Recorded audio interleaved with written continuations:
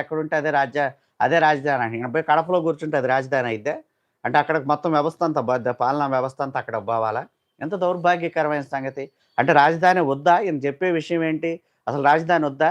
రాజధాని కోరుకోకూడదా? అసలు రాజధాని కట్టకూడదా? కట్టటమే ఒకవేళ దుర్మార్గమైన సంగతా? జక్కారమణ గారు మీరు సమాధానం చెప్పాలి.